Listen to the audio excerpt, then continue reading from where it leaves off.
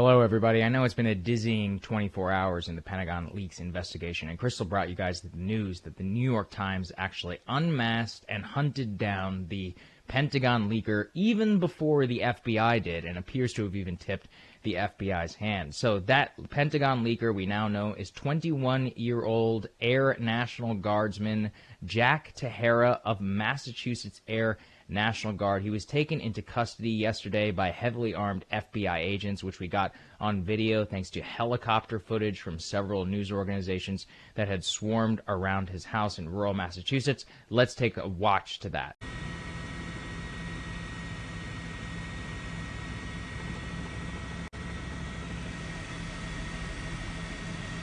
Okay, so as you can see, they took him into custody, put his hands up on his head, and it seems to have been writing on something, not exactly sure what he was doing there, perhaps like some sort of last message to the family. In terms of what he know that he's been charged with, the Attorney General, Merrick Garland, came out and did a press conference and says that Tahara will be facing charges under 18 U.S.C. 793, otherwise known as the Espionage Act. It criminalizes the authorized renewal, retention, and transmission of closely held documents to national defense. Each document would be its own charge, a conviction that carries a penalty of up to 10 years in prison per count. So from what we know so far about Tahara, he has posted at a minimum of 300 documents to this Discord service, possibly, hundreds more than that. So right there, I mean, you're looking at 3,000 years in prison, I guess, at the maximum sentence that they could levy upon him. We don't know yet how that's going to go, whether he'll plead guilty, all of that, etc. Now, in terms of what we know about this leaker, well, thankfully, the Washington Post and the New York Times have done the FBI's job for them and have basically hunted him down, effectively gave them all the information that they needed to catch him far before they did anything else. Let's go ahead and put this up there on the screen. The Washington Post says he's from a patriotic family and allegedly leaked U.S. secrets. So throughout this, they describe Tahara's friends who say that he's a patriotic guy, but he's a libertarian. He is very concerned about government overreach and specifically cited Waco and Ruby Ridge as reasons to be skeptical of the government. He had a shared interest with his friends in Glock handguns and Catholicism. Also appeared to love gaming. They actually found his identity mostly because of his Steam profile. So this guy is a kind of a gamer to his core, I guess we could say. What we see here a little bit about Tahara is that he, like many others, the Washington Post and others are describing him as a racist and anti-Semite because of a video that he posted. First of all, I need to see the video first from what he posted before we're able to use any of those terms. Second, it is clear from the name alone that this guy is online and participates in online shitposting culture, which I know can be very shocking to the normie conscience, but for any male who is around my age or younger who's grown up on the internet, it's not all that surprising. That this is what he was engaging in a private Discord server. Now, in terms of the media handling on this is something I do want to spend some time on, which, again, I said yesterday. The Washington Post has access now to more documents than we have here at Breaking Points. They have 250 more documents than we have here at Breaking Points. The very first story that they publish is about Jack Tahara and trying to nail him. And then the New York Times quickly follows and names the man. They do a forensic investigation, visual investigation, confirming all this stuff around the documents to say who this guy is.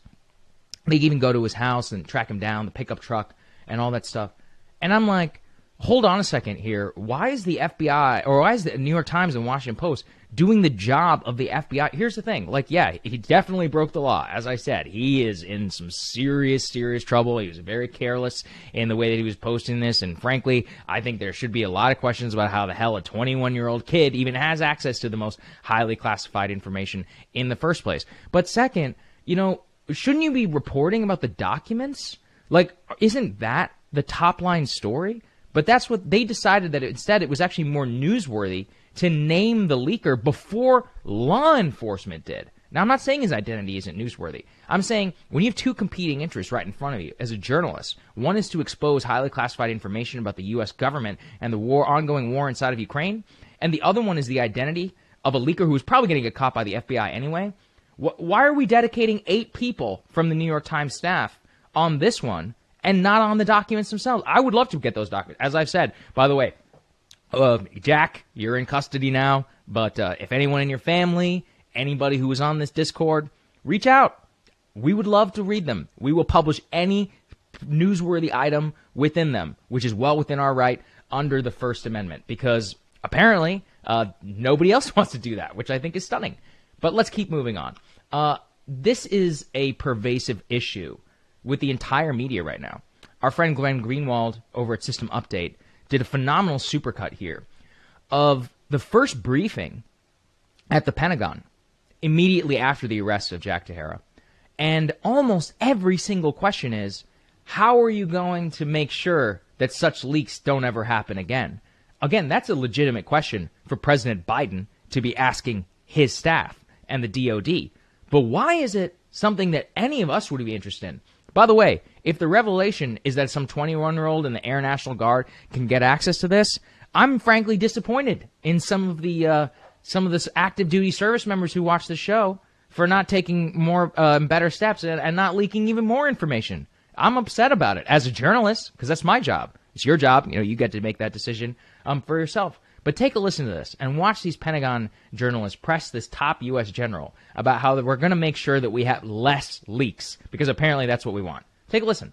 Okay, in the days after the leaks came to light, what steps has DoD taken to reduce the number of people who have access to not only these classified briefings, but the classified material in general? But you are taking steps to tighten that, I guess, population who might have access to this level of information.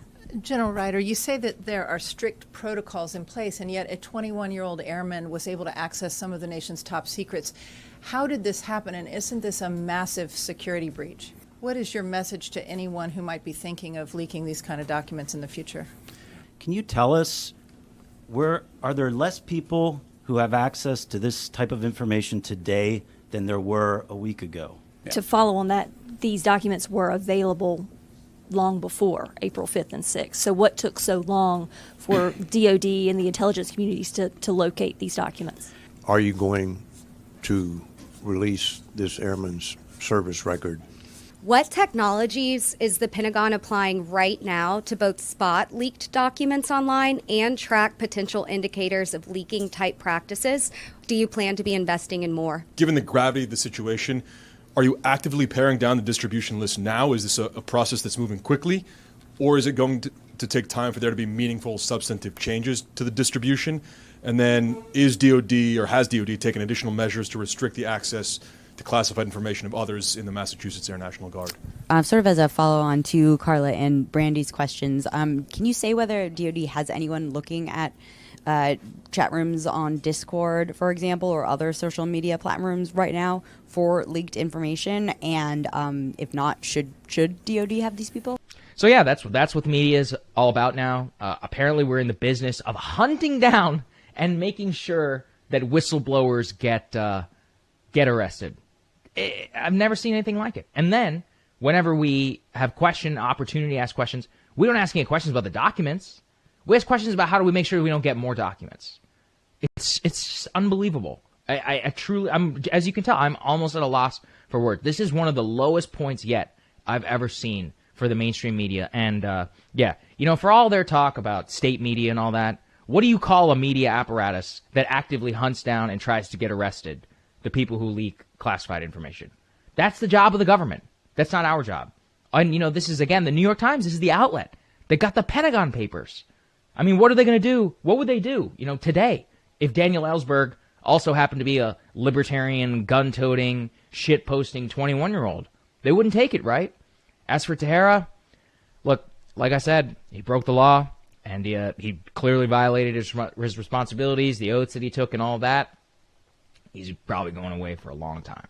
I just want to reiterate, also, anybody who's out there, if you have access to more of these documents, send them. Send them our way. We will do our due diligence. We will handle it very responsibly. But we believe that information should be out there to the American people. Jack Tahera revealed to all of us the extent to which the U.S. government, the Russian government, and the Ukrainian government are lying to the American people, to the Ukrainian people, to the world, in their pleas for weapons, in terms of what they were going to do if we give them long-range missiles, in terms of how devastating this war has been on the Russian military and the KIA figures. Who knows whether those are real or not. but at the very least there's something about Ukrainian air defense, about how much we're spying on our own allies, about how the U.S. government is actively cooking up plots to force foreign governments to supply lethal aid to Ukraine. Jack did us all a great service, and he broke the law, and he's going to suffer the consequences for it. But, you know, I just can't believe that this is how we're treating whistleblowers now. But I probably shouldn't be surprised. This has been happening now for a long time. Ever since Russiagate, ever since the fusion of the mainstream media and the national security state in a violation against Trump, you let these CIA ghouls like the one that we showed you about whose immediate reaction was hunt down the traitor and not tell us about what's in the documents.